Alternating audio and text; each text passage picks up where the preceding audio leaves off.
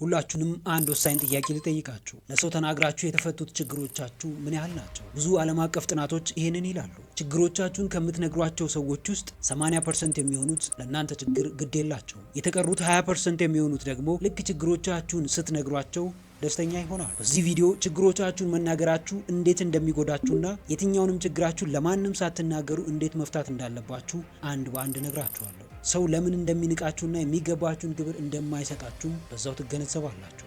እስከ ቪዲዮ ፍጻሜ ድረስ አብራችሁን ቆዩ። እኔ ኤፍሬም አስቻለው ነኝ፣ ሌክቸረር፣ ላይፍ ኮች ኤንድ ኮንተንት ክሬተር።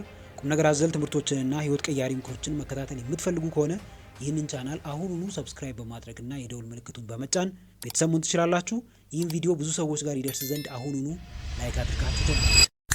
ዛሬ የምንነጋገረው ሀሳብ ስለ ችግር ነው። ጀስት ችግሮችን ለሰዎች ስላለመናገር፣ ችግርን በጉያ ይዞ ለብቻ የመፍታትን አቅም ከፍ ስለማድረግ ነው የምናወራው። መጀመሪያ ላይ ችግሮቻችሁን ለምንድን ነው ለሰዎች የምትናገሩት? ሰዎች መፍትሄ እንዲሰጧችሁ፣ ሰዎች ከጎናችሁ እንዲቆሙ፣ እንዲያበረቷችሁ፣ ጀስት ከእናንተ አቅም በላይ የሆነውን ነገር ሰዎች እንዲሸከሙላችሁ፣ እንዲያስባችሁ ከሆነ ለሰዎች ችግሮቻችሁን እየተናገራችሁ ያላችሁት፣ ምናልባትም ይህንን ነገር ደጋግማችሁ ማድረጋችሁ ያላሰባችሁት ሌላ ችግር ውስጥ ሊከታችሁ እንደሚችል አስቡበት።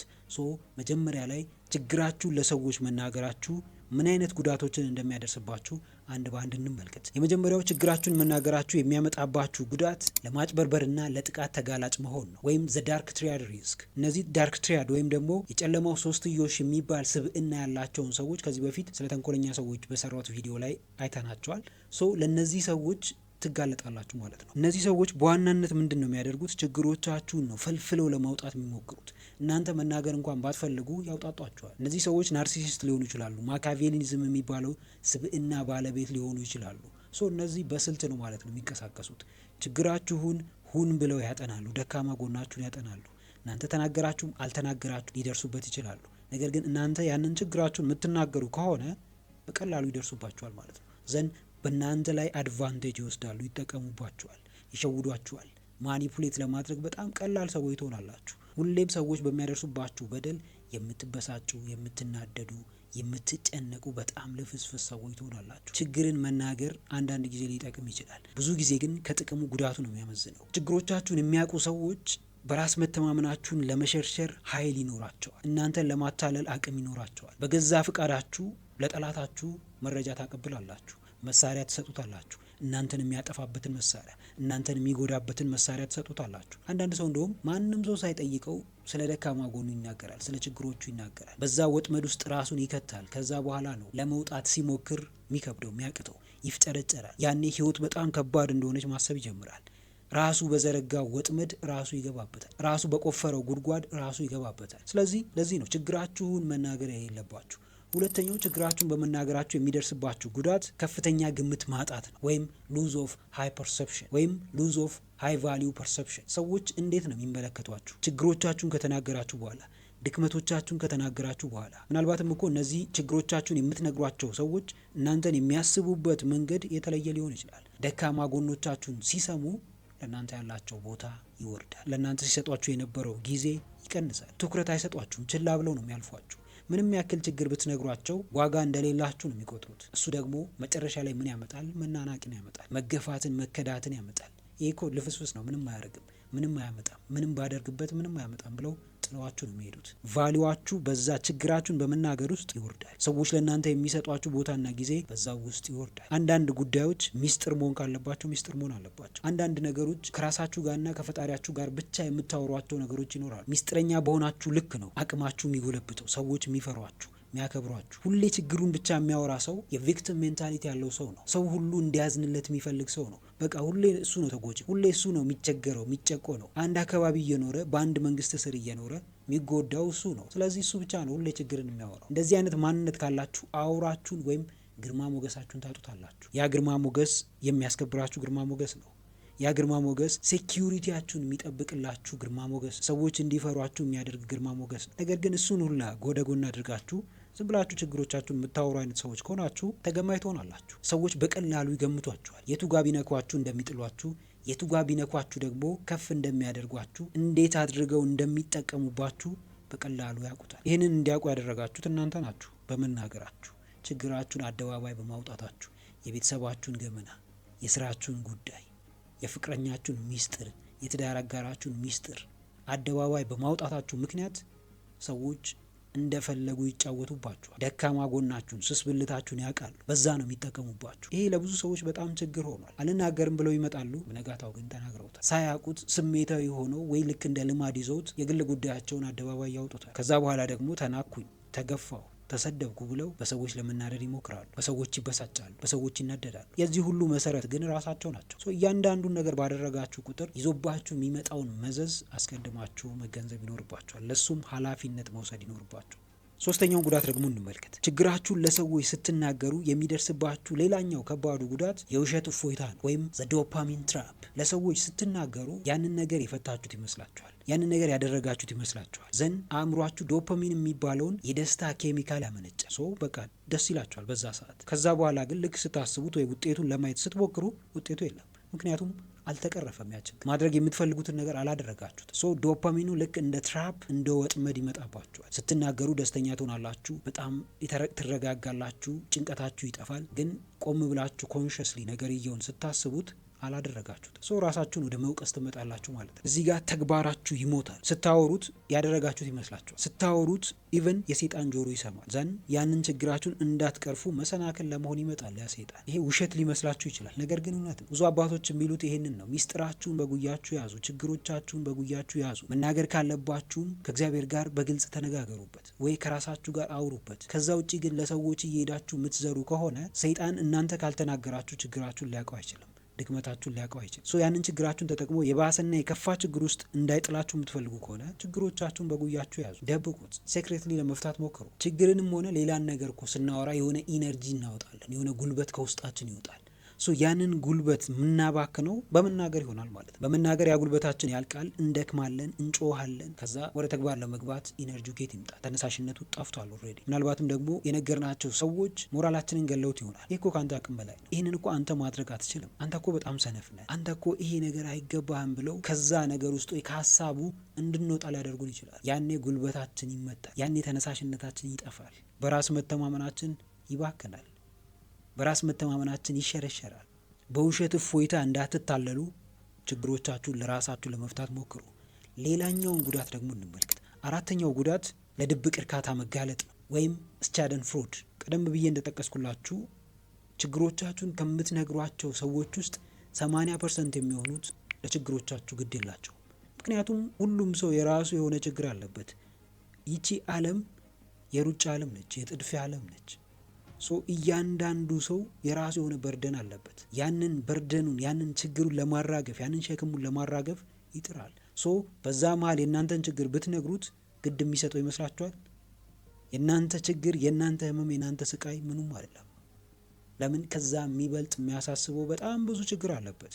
ሌሎቹ የቀሩት 20% የሚሆኑት ደግሞ በእናንተ ችግር የሚደሰቱ፣ በእናንተ ህመም የሚዝናኑ፣ የሚስቁ፣ የሚሳለቁ፣ የእናንተን ውድቀት አጥብቀው የሚፈልጉ ሰዎች ይሆናሉ። ከዚህ ሁሉ ምን ታተርፋላችሁ? ምንም የምታተርፉት ነገር የለም። እንደውም ከዛ የባሰ ችግር ውስጥ ልትወርቁ ትችላላችሁ። ችግር ላይ ችግርን መደረብ ያልፈለገ ሰው ችግሩን ለሰዎች አይነገርም። ችግሩን በራሱ መፍታት እንደሚችል የሚያምን ሰው ለነዚህ 20%ም ሆኑ 80% ለሆኑ ሰዎች ችግሩን አይናገርም። ድብቅ እርካታ የሚባለውም እዚህ ጋር ነው የሚፈጠረው። እነዚህ 20% የሚባሉ ሰዎች ምናልባት ልክ ችግሮቻችሁን ስትነግሯቸው እንዳዘኑ፣ እንደተሰማቸው የእናንተን ችግር ለመፍታትም እንደሚጥሩ ሊነግሯችሁ ይችላሉ። ነገር ግን ይህንን የሚያደርጉት እናንተን ለማታለል። በውስጣቸው ግን እርካታ አለ፣ ደስታ አለ፣ ሰላም አለ። ለምን? እናንተ ችግር ውስጥ በመውደቃችሁ ምክንያት። የእናንተን ችግር ሲያዩ የራሳቸውን ችግር ያቃልላሉ። የእናንተን ድክመት ሲመለከቱ ወይም ስትነግሯቸው ያንን ሲያዳምጡ እነሱ ከእናንተ እንደሚሻሉ ይሰማቸዋል። የበላይነት ስሜት ይመጣል። እሱ ደግሞ ድብቅ እርካታ የሚባለውን ነገር ይፈጥራል። በውስጣቸው ይረካሉ፣ ይደሰታሉ። አንዳንዶች እንደውም በግልጽ ሊያሳዩአችሁ ይችላሉ። በቃ እናንተ ችግር ውስጥ እንደሆናችሁ ሲያዩ ነገሮች ሁሉ እንደተሳኩላችሁ ያስባሉ። ስለዚህ ከእንደዚህ አይነት መጥፎ ድራማ እንኳን ለማምለጥ ችግራችሁን በሚስጥር መያዝን መለማመድ ይኖርባችኋል። አምስተኛውና የመጨረሻውን ጉዳት እንመልከት። አምስተኛው ችግራችሁን በመናገራችሁ የሚደርስባችሁ ጉዳት አሰልቺ ትሆናላችሁ፣ ወይም ሰው እንዲርቃችሁ ታደርጋላችሁ። ሁሌም ችግር የሚያወራን ሰው ማን ይፈልገዋል? ሁሌም ብሶቱን ወይም ማማረሩን፣ ሁሌም ህመም የማያጣው ሁሌም ጭንቀት የማያጣውን ሰው ማን ይፈልገዋል? እናንተ ራሳችሁ መመልከት ትችላላችሁ። ጓደኛችሁ እንዲሆን የምትፈልጉት ሰው ችግር ያለበት ሰው ነው? ሁሌ ህመሙንና ስቃዩን ብቻ የሚያወራን ሰው ነው? ወይስ ከዛ በተቃራኒ የተረጋጋ ሰላማዊ ጤናማ ግንኙነት የሚፈጥር ጭንቀት የሌለበት ፖዚቲቭ ኢነርጂ ያለው ሊያነቃቃችሁና ሊያስተምራችሁ የሚችለውን ሰው ነው የምትፈልጉት? ኦብቪየስ ሁላችንም የምንፈልገው የሚያነቃቃንን ሰው ነው። ያንን የሚያነቃቃንን ሰው እናንተ እየፈለጋችሁ እንዴት ዳውንግሬድ የሚያደርገውን ሰው ሆናችሁ ትገኛላችሁ? እንዴት ኔጌቲቭ ኢነርጂ የሚዘራውን ሰው ሆናችሁ ሰዎች ፊት ትቀርባላችሁ? ሁሌ ችግሩን የሚናገር ሁሌም የእሱን ህመምና ድክመት ብቻ የሚያወራ ሰው ሆናችሁ ሰዎች መሀል ትገባላችሁ። ይህንን ባደረጋችሁ ልክ ሰዎች ይርቋችኋል። ሰዎች ፈልገው ሳይሆን ሳይፈልጉ እንዲገፏችሁ ታደርጋላችሁ። የሰው ምርጫ አብዝቶ ችግርን ብቻ የሚያወራ ሰው ሳይሆን ለሚፈጠሩ ለእያንዳንዱ ችግሮች የመፍትሄ ሀሳቦችን የሚያመጣ ሰው ነው። ስለ ቤተሰቦቻችሁ ችግር ታወራላችሁ። ስለ ቢዝነሳችሁ ጉዳይ ወይም ችግር ታወራላችሁ።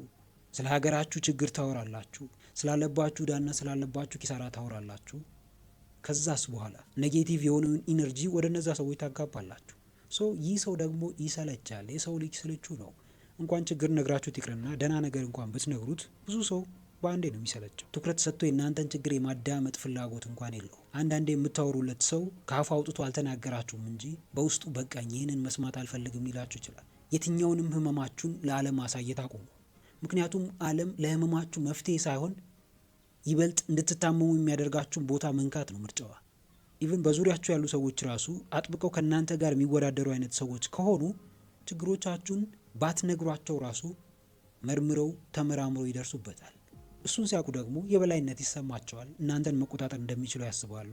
ዘንድ እናንተን መናቅ ይጀምራሉ። ችግራችሁን ለማንም እንዳትናገሩ። ጉዳቶቹ እነዚህ ከሆኑ እንዴት ነው አንድ ሰው ችግሩን ለሰዎች ሳይናገር ብቻውን መፍታት የሚችለው ብላችሁ ልጠይቁ ትችላላችሁ። ችግርን መናገር ይሄን ያህል ጉዳት ካለው ለምንድን ነው ብዙ ሰዎች ችግራቸውን እያወቁ የሚናገሩት?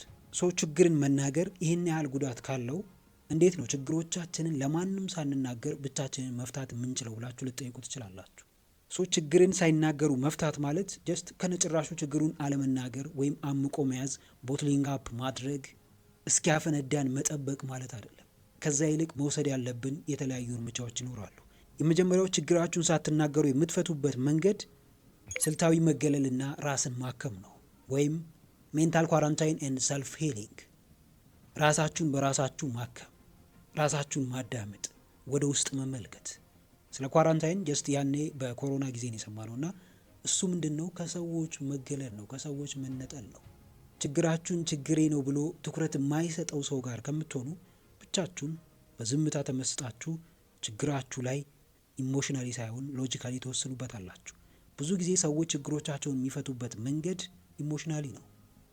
ልክ ሲበሳጩ የሆነ ነገር ሊወረውራሉ፣ የሆነ ሰው ይመታሉ፣ ወይ የሆነ ሰው ይሳደባሉ።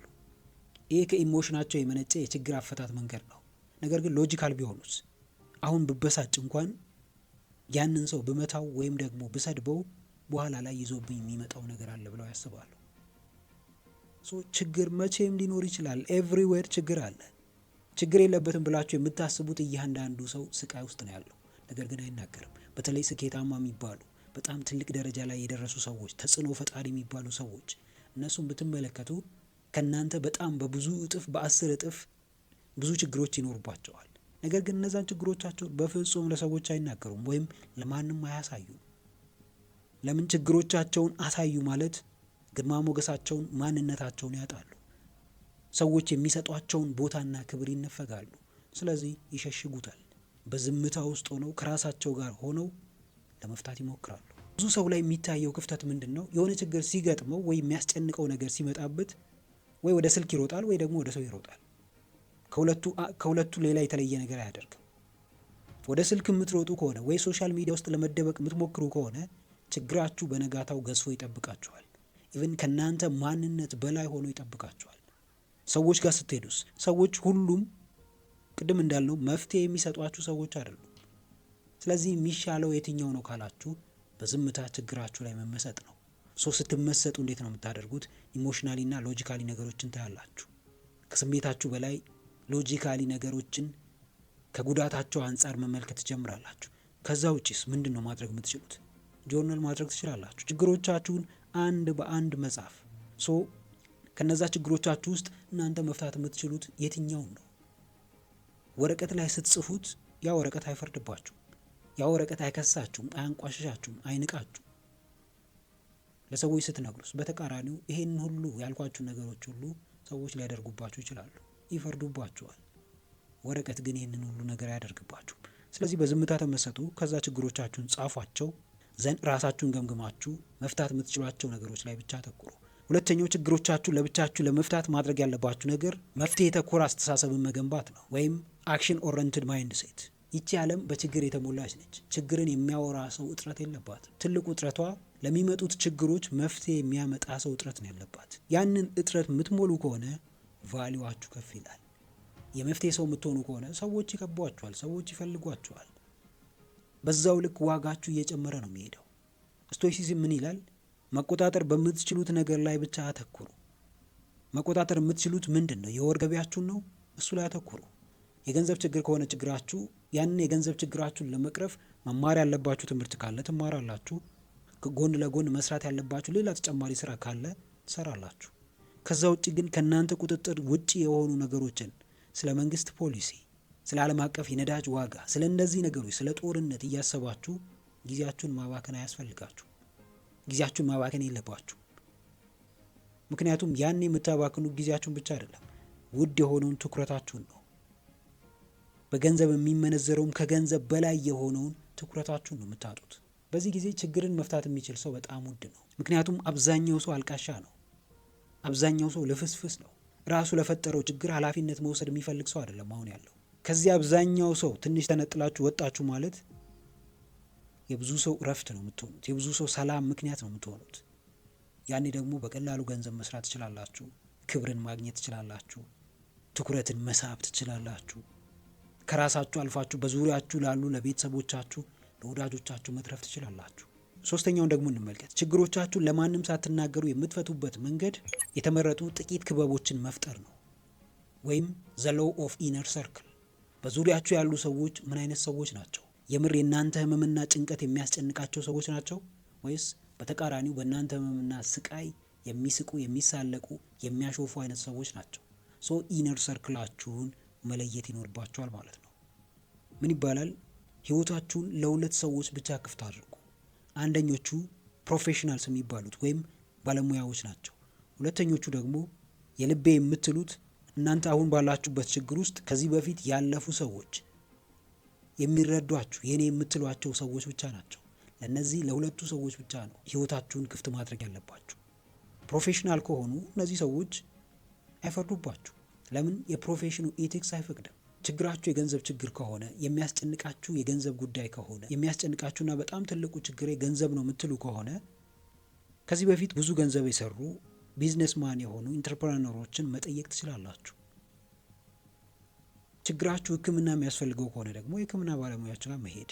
ችግራችሁ የህግ ጉዳይ ከሆነ የህግ ባለሙያዎችን ማማከር። እያንዳንዱን የገጠሟችሁን ችግሮች በባለሙያዎች መፍታት ትችላላችሁ ማለት ነው። ከዛ ውጪስ ባለሙያዎች ጋር መሄድ የሌለባቸው የግል ጉዳዮች ካሉ 1% የሚባሉትን በዙሪያችሁ ካሉ ሰዎች ውስጥ 1% የሆኑትን የልብ የምትሏቸውን ሰዎች ማማከር። እነዚህ ሰዎች የትዳር አጋሮቻችሁ፣ ፍቅረኞቻችሁ፣ የቅርብ ጓደኞቻችሁ ወይም የልብ የምትሏቸው ጓደኞቻችሁ፣ ኢቭን ከቤተሰቦቻችሁ ውስጥ ይረዱኛል፣ ችግሬ ይገባቸዋል፣ ስሜቴን ይጋሩኛል ብላችሁ የምታስቧቸውን ሰዎች ማማከር ትችላላችሁ። አንዳንዴ ግን ቤተሰብ ውስጥ ራሱ ለችግራችሁ ትኩረት የማይሰጥ ሰው ሊኖር ይችላል። ከእንደዛ አይነት ሰው ጋር ማውራት አያስፈልግም።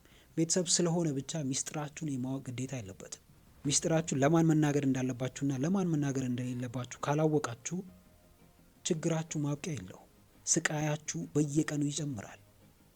ለዚህ ነው አንድ ሰርክል ወይም 1% ሰርክል ውስጥ ራሳችሁን ማስቀመጥ ያለባችሁ። የሚረዷችሁና የሚፈልጓችሁ የሚወዷችሁ ሰዎች መሀል ችግራችሁን ብታወሩ አንደኛ ሪሊፍ ታገኛላችሁ፣ በራስ መተማመናችሁ በዛው ልክ ይጨምራል፣ ኢንሴኪዩሪቲ አይሰማችሁም፣ አትደናገጡም። ይህ ሰው ችግሬን ተጠቅሞ ይጎዳኛል ብላችሁ አታስቡ። ለዚህ ነው ለእነዚህ ሰዎች ብቻ ህይወታችሁን ክፍት ማድረግ ያለባችሁ። ለተቀሩት ሰዎች ግን ሁሌም የህይወት በራችሁ ዝግ መሆን ይኖርበታል። አራተኛው በጣም ወሳኝ ነው። ችግሮቻችሁን ለማንም ሳትናገሩ የምትፈቱበት መንገድ ስኬታችሁ ብቻ እንዲናገር አድርጉ። ሌት ዩር ሰክሰስ ስፒክ። ለማንም ሰው ደካማ ጎናችሁን እንዳታሳዩ። ሰዎች ማወቅ ያለባችሁ ኃይለኝነታችሁን፣ ጥንካሬያችሁን፣ ስኬታማ መሆናችሁን። ምንም አይነት ችግር ቢፈጠርባችሁ ያንን ችግር በራሳችሁ መንገድ ሶልቭ አድርጋችሁ ማለፍ እንደምትችሉ ነው ሰዎች ማወቅ ያለባቸው። ከዛ በተቃራኒው ግን ልፍስፍስ እንደሆናችሁ፣ በጣም ብዙ ችግር እንዳለባችሁ፣ ተነሳሽነታችሁ እንደሞተ፣ በራሳችሁ እንደማትተማመኑ ለሰዎች የምታሳዩ ከሆነ ኢቭን የሆነ ጊዜ ስኬታማ ብትሆኑ እንኳን እነዛ ሰዎች ከዚህ በፊት በነበራችሁበት ህይወት ይፈርዱባችኋል፣ ይተቿችኋል። ለዚህ ነው ጥንካሬያችሁንና ብርታታችሁን ብቻ ለሰዎች ማሳየት ያለባችሁ። ምንም አይነት ችግር እንኳን ቢገጥማችሁ የተረጋጋ፣ ሰላማዊ፣ ምንም የማይበገር ሬዚሊየንት የሆነ ሰው መሆናችሁን ሰዎች ማወቅ ይኖርባቸዋል። አንዳንድ ጊዜ ከችግራችሁ በላይ ስትሆኑ ሰውን ታስደነግጣላችሁ። ሰው ይበልጥ ብርቱ እንዲሆን ታደርጋላችሁ። ምሳሌ ትሆናላችሁ። አንዳንድ ታዋቂ ሰዎችን መመልከት ትችላላችሁ። ከገጠር ተነስተው ምንም ከሌለበት ከጫካ ውስጥ ወጥተው ሰው ሆነው ከራሳቸው አልፈው ለሰዎች ሲተርፉ እንመለከታለን። እነዚህ ሰዎች ማንነታቸው ነው የሚያስከብራቸው። እነዚህ ሰዎች ችግራቸውን መናገራቸው ወይም ማለቃቀሳቸው ሳይሆን አሁን የገነቡት ማንነት ክብርንና ስኬትን ያጎናጽፋቸዋል። ዘ 48 Laws of Power የሚለውን መጽሐፍ የጻፈው ሮበርት ግሪን ምን ይላል? ምላሳችሁን መቆጣጠር ከቻላችሁ ህይወታችሁን መቆጣጠር ትችላላችሁ። ህይወታችሁ ያለው ምላሳችሁ ላይ ነው ማለት ነው። እንደመጣላችሁ የምታወሩ ከሆነ ወይ ችግሮቻችሁን አደባባይ የምታወጡ ከሆነ ሰው እንዲያዝንላችሁ ሁሌ ሰውን የምትለምኑ ከሆነ ህይወታችሁ ሲኦል እንደሚሆን አስቡ። ህይወታችሁ ሲኦል እንደሚሆን ወቁ። ከዛ ይልቅ ግን ምላሳችሁን ተቆጣጥራችሁ ችግራችሁን በሚስጥር ይዛችሁ የምትፈቱ ከሆነ ህይወታችሁ ልክ እንደ ፀሐይ የሚያበራ ለብዙ ሰዎች ምሳሌ መሆን የሚችል ለብዙ ሰዎች እንድትተርፉ የሚያደርጋችሁ በጣም አስደሳችና የተረጋጋ ህይወት ይሆናል። አምስተኛውና የመጨረሻው መፍትሄ እንመልከት። ይህ መፍትሄ ሁላችሁም ትኩረት ልትሰጡት የሚገባ መፍትሄ ነው። ለምን? ከየትኛውም ስቃይና ህመም ውስጥ በዚህ ችግር ብቻ መውጣት ትችላላችሁ። ይህ መፍትሄ ምንድን ነው ካላችሁ፣ ከፈጣሪ ጋር ማውራት ነው። ራሳችሁን ለእግዚአብሔር ማስገዛት፣ ማንነታችሁን ለሱ መስጠት። ሁላችንም እዚህ ምድር ላይ ስንመጣ ነጻ ፍቃድ አለን። በነጻ ፍቃዳችን ምክንያት ነው እያንዳንዱን ነገር የምናደርገው። እኛ በምንፈቅደው ነገር ውስጥ እሱ አይገባም። እኛ በምንመርጣቸው ነገር ውስጥ እሱ ጣልቃ አይገባም። ስለዚህ እሱ ጣልቃ ገብቶ የሚበጀንን ነገር እንዲያደርግልን መጀመሪያ እኛ መፍቀድ ይኖርብናል። ያንን ፍቃድ ደግሞ የምንሰጠው ወደ እሱ በመቅረብ ነው። ብዙ ሰው እግዚአብሔር ህይወቱን እንዲያስተካክልለት ይለምናል፣ ነገር ግን አይፈቅድለትም። ያንን ፍቃዱን የሚገልጽበት መንገድ ደግሞ እምነት ይባላል። እግዚአብሔር ያደርግልኛል ብላችሁ የምታምኑት ነገር ካለ ከእናንተ የሚጠበቀውን ነገር ብቻ ነው የምታደርጉት። ከዛ ይልቅ እዛ ነገር ላይ በመጨነቅ ጊዜያችሁን አታባክኑ፣ ስሜታችሁን አትጎዱም፣ ራሳችሁን አታጎሳቁሉም። ለምን? እግዚአብሔር እንደሚያደርግላችሁ አስቀድማችሁ ታምናላችሁ። ወደ ፈጣሪ ለመቅረብ የመጀመሪያው እርምጃ ጸሎት ነው። ጸሎት ሲባልስ እንዴት ነው የሚጸለየው? ጀስት እንደዚሁ ተገፍተን በግድ መጸለይ ስላለብን ብቻ አይደለም የምንጸልየው። ጸሎት ኢሞሽን ይፈልጋል። ጀስት ኢሞሽን ማለት በስሜት ማድረግ ያንን ነገር የምንፈልገው ነገር ከሆነ ያንን ነገር እንደተደረገልን አድርገን ነው የምንጠይቀው። ያኔ ያ የምንለምነው ነገር ያ የምንፈልገው ነገር ሲደረግልን ምንድን ነው የሚሰማን? እንረጋጋለን፣ ሰላም ይሰማናል፣ ደስተኛ እንሆናለን፣ ውስጣችን ትረካለች። ያንን ፊሊንግ ልክ ጸሎት ስናደርግ ማምጣት። ይህ ስሜት በአንድ የሚመጣ ነገር አይደለም፣ ነገር ግን ስሩ ፕራክቲስ በየቀኑ የምታደርጉት ከሆነ ይመጣል። በዛው ልክ ደግሞ እግዚአብሔርም እንዲያግዛችሁ የምትፈቅዱ ከሆነ ይመጣል። ሌላኛው ጾም ነው። ራሳችሁን መግዛት እንደምትችሉ የምታውቁት ስትጾሙ ነው። የማይጾም ሰው ሰልፍ ዲሲፕሊን ወይም ራስን መግዛት የሚባለውን ነገር አያውቀው። የሰው ልጅ በተፈጥሮ ጾም ላይ ሲሆን ነው ኢነርጂው ሀይ የሚሆነው፣ ጥንካሬው ከፍ የሚለው፣ ጤናማነቱ የሚጨምረው። ነገር ግን በልማድ ምንበላቸው ምንም አይነት ምግቦች ቢሆኑ ሜቢ ኢነርጂ ሊሰጡ ይችላሉ፣ ነገር ግን በዛው ልክ አቅማችንን ይገሉታል፣ እድሜያችንን ይጎዱታል። ስለዚህ ጾም ወሳኝ ነው። በሃይማኖታዊ ስርዓትም ይሁን ራሳችንን ገዝተን መጾም ይኖርብናል። ይሄ ወደ እግዚአብሔር የሚያቀርበን ሌላኛው መንገድ ነው። ሌላው ደግሞ ምጽዋት ነው። ሰዎችን ማገልገል፣ ሰዎችን መርዳት፣ ለሰዎች መስጠት። በመስጠት የምታገኙትን እርካታ ኬትም ልታገኙት አትችሉም። ለሰዎች ስትሰጡ ይሰጣችኋል፣ ስጡ ይሰጣችኋል ነው የሚለው ቅዱስ መጽሐፍ። ሳትሰጡ ሰዎች እንዲሰጧችሁ የምትፈልጉ ከሆነ፣ የሰዎችን ችግር ሳትፈቱ ሰዎች የእናንተን ችግር እንዲፈቱ የምትፈልጉ ከሆነ በጣም ተሸውዳችኋል።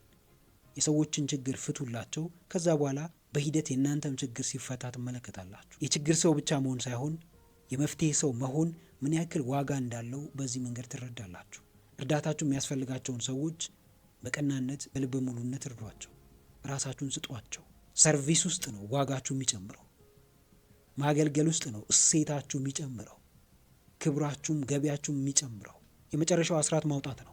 የማገኘው ገቢ አይበረክትልኝም፣ ከወር እየተጨነኩ ነው የምኖረው የምትሉ ከሆነ አስራታችሁን ክፈሉ። ለመንግስት ግብር እንደምትከፍሉት ሁሉ ለእግዚአብሔርም አስራታችሁን አውጡ። የቄሳርን ለቄሳር የእግዚአብሔርን ለእግዚአብሔር እንደሚለው ቅዱስ መጽሐፍ ጀስት ለቄሳር ወይም ለመንግስት እንደምትከፍሉት ግብር ለእግዚአብሔርም ከ10 አንዱን ከ110ን ክፈሉ። ያ ህይወታችሁን ፋይናንሻሊ ስቴብል እንድትሆኑ፣ ስለ ገንዘብ እንዳትጨነቁ፣ ንብረታችሁ እንዲባረክ፣ ሁሌም በትርፍ ላይ ትርፍን እንድታገኙ ያደርጋቸዋል። ይህንን ምነግራችሁ ከራሴ ልምድ ተነስቼ ነው። እንግዲህ ውድ ቤተሰቦች ለዛሬ ይዤላችሁ የመጣሁት ሀሳብ ይህንን ይመስላል። ከነዚህ ከተመለከትናቸው ችግሮቻችሁን በመናገራችሁ ምክንያት ብቻ ከሚደርሱባችሁ ጉዳቶች ውስጥ ከዚህ በፊት የደረሱባችሁ የትኞቹ እንደሆኑ ኮሜንት አድርጉልኝ። ከዚህ በኋላስ ልክ እንደ መፍትሄ ለመጠቀም ያሰባችሁት የትኞቹን የመፍትሄ ሀሳቦች እንደሆነ ኮሜንት አድርጉልኝ፣ አነባቸዋለሁ። ቪዲዮውን ጠቃሚ ሆኖ ካገኛችሁት ላይክ ማድረጋችሁ እንዳትረሱ። እንዲሁም ደግሞ ይጠቅማቸዋል ብላችሁ ለምታስቧቸው ለጓደኞቻችሁ፣ ለወዳጆቻችሁ ሼር አድርጉላቸው። ቁም ነገር አዘል ትምህርቶችንና ህይወት ቀያሪ ምክሮችን መከታተል የምትፈልጉ ከሆነ ይህንን ቻናል አሁኑኑ ሰብስክራይብ በማድረግና የደውል ምልክቱን በመጫን ቤተሰብ መሆን ትችላላችሁ። የዋን-ቱ-ዋን ኮቺንግና የማማከር አገልግሎት ማግኘት የምትፈልጉ በዚህ ስልክ ደውላችሁ ማግኘት ትችላላችሁ። ስለነበረን ጊዜ ሁሉ በጣም አመሰግናለሁ። በቀጣይ ቪዲዮ በአዲስ ሀሳብ እስክንገናኝ በያላችሁበት ሰላማችሁ ይብዛ።